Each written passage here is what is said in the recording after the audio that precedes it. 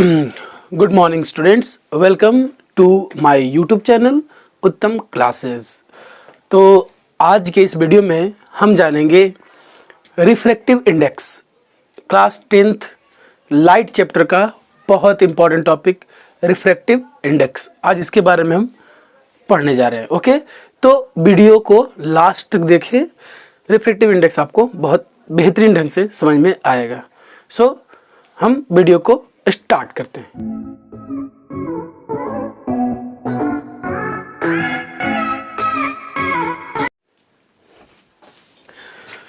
Okay, तो अपना यह वीडियो मैं स्टार्ट करता हूं रिफ्रैक्टिव इंडेक्स के बारे में, और मैं जो बताऊंगा वो बहुत ही इंपॉर्टेंट होगा एग्जाम के पॉइंट ऑफ व्यू से। तो देखिए, refractive index the ratio of speed of light in vacuum, मैंने ब्रैकेट में एयर भी लिख दिया है, ठीक है ना, दोनों का लगभग सेम स्पीड माना जाता है।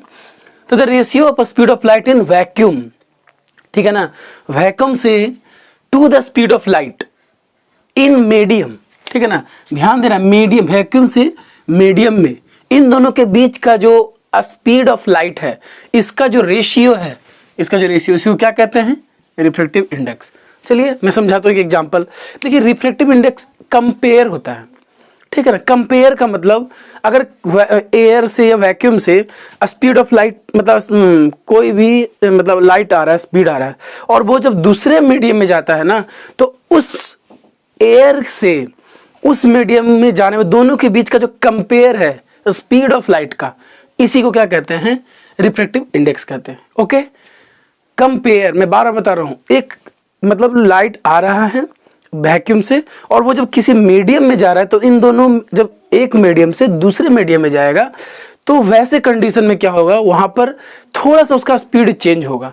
तो यहां पर जो स्पीड चेंज होता है, ये जो रेशियो है, यही कहलाता है रिफ्रैक्टिव इंडेक्स। इसलिए देखिए, मैंने लिख दिया refractive index equal to speed of light in vacuum, speed of light in medium. कोई भी मीडियम हो, वो मीडियम आपका ग्लास हो सकता है, वो मीडियम आपका केरोसिन हो सकता है, बहुत सा मीडियम हो सकता है, ठीक है।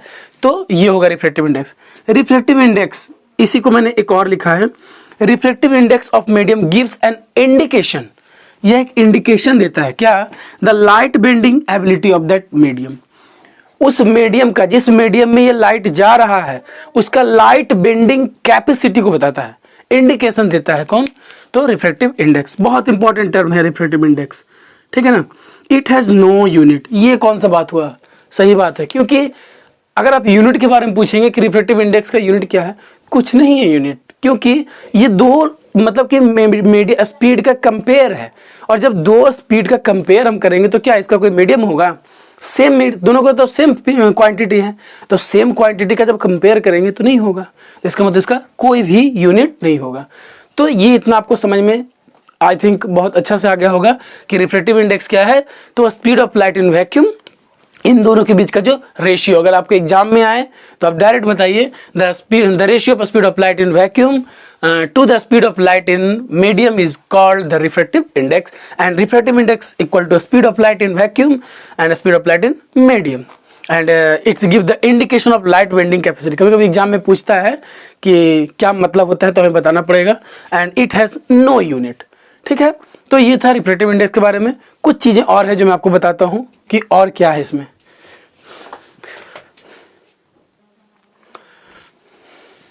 देखिए, इसके बारे में ये भी बहुत इंपॉर्टेंट है, रिलेटिव रिफ्रैक्टिव इंडेक्स क्या होता है।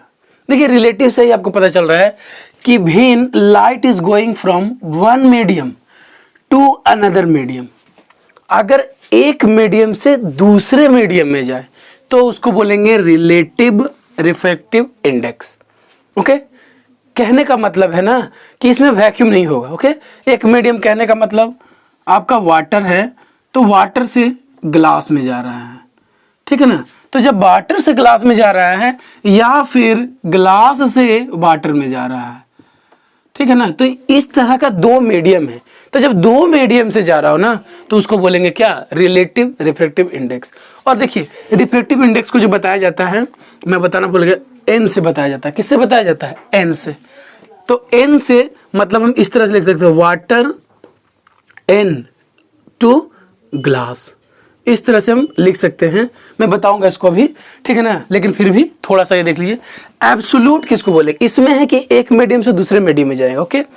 एब्सोल्यूट किसको बोलेंगे, तो एब्सोल्यूट रिफ्रैक्टिव इंडेक्स में क्या होगा ना कि when light is going from vacuum, एक मीडियम आपका वैक्यूम होगा और वैक्यूम से ही दूसरे मीडियम में जाएगा, चाहे वैक्यूम से वो ग्लास में जाए, चाहे वैक्यूम से वो वाटर में जाए, चाहे वैक्यूम से वो केरोसिन में जाए, किसी में भी जाए, एक मीडियम आपका वैक्यूम होगा।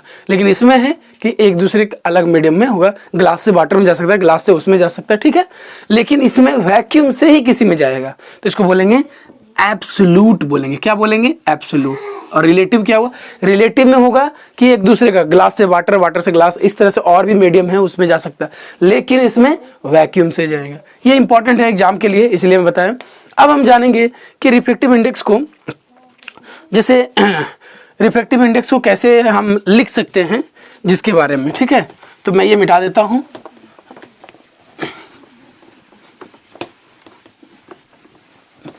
चलिए, ये थोड़ा सा और है कि रिफ्रैक्टिव इंडेक्स को हम बताएंगे कैसे। तो रिफ्रैक्टिव इंडेक्स को पहले एन से बताया जाता है, ठीक है ना। जो रिफ्रैक्टिव इंडेक्स है, रिफ्रैक्टिव इंडेक्स एन से इसको बताया जाता है, एन। अब एन इसका मतलब, अगर आपका मीडियम एक है, ठीक है, कोई मीडियम है, मीडियम फर्स्ट, और मीडियम फर्स्ट से जा रहा है किस में, मीडियम सेकंड में। अगर मीडियम फर्स्ट से मीडियम सेकंड में जा रहा है तो हमको ऐसे लिखना पड़ेगा, मतलब कि क्या, इसको रिफ्रैक्टिव इंडेक्स ये हो गया, तो मीडियम फर्स्ट टू सेकंड, इस तरह से लिखेंगे। मतलब कि कहने का मतलब कि रिफ्रैक्टिव, इसमें बताएंगे कि refractive index of medium second with respect to medium one, ठीक है ना। मतलब कि मीडियम सेकंड ये हुआ किसके रिस्पेक्ट में, मीडियम वन, ठीक है ना। या फिर कभी कभी आता है यहाँ पर मीडियम दे दिया तो चलिए एन ऐसे लिख दिए। अगर यही आ गया कि ग्लास टू वाटर, अब ग्लास टू वाटर तो कैसे लिखेंगे, तो लिखेंगे जी, आप ऐसे ग्लास लिख दीजिए, एन वाटर। इसका ऐसे भी लिख सकते हैं आप, जी डब्ल्यू, आप ऐसे भी लिख सकते हैं। किसी किसी बुक में तो इस तरह से लिखा जाएगा, एन जी डब्ल्यू, आप कुछ भी लिख सकते हैं, ठीक है ना, जो आपको अच्छा लग रहा है वो आप लिख दीजिए।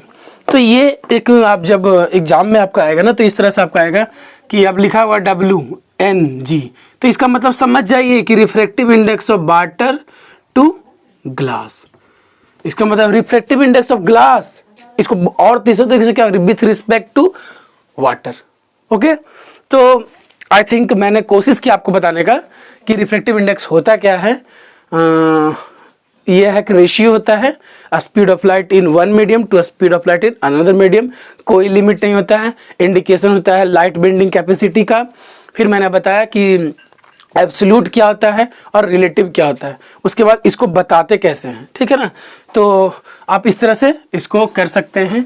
थोड़ा सा एक चीज़ और जान लीजिए कि रिफ्रैक्टिव इंडेक्स जो होता है, ठीक है ना, इसको हम अगर कभी कभी इस तरह से में लिखा होगा n इक्वल टू, अगर v1 speed of light in one medium to v2, तो हम इस तरह से भी इसको लिख सकते हैं, ठीक है ना। अब इससे बहुत से क्वेश्चंस आते हैं जो कि बोर्ड में भी बहुत सा क्वेश्चन पूछता है, तो इसके अगले वीडियो में मैं आपको बताऊंगा कि किस तरह का क्वेश्चन पूछा जाता है, जो क्योंकि ये वीडियो बहुत लंबा हो गया, इसलिए थैंक्स। और उसके पहले मैं बताना चाहूँगा कि अगर आपको वीडियो अच्छा लगे तो शेयर कीजिए, ठीक है ना। और अगर और मतलब वीडियो को अगर अच्छा पसंद करते हैं तो कमेंट जरूर कीजिए, मैं ज़रूर इसके बाद का जो क्वेश्चन वाला वीडियो है कि रिफ्रैक्टिव इंडेक्स से रिलेटेड क्वेश्चन क्या है, मैं वो आपको बताऊँगा। तो तब तक के लिए thanks and have a nice day.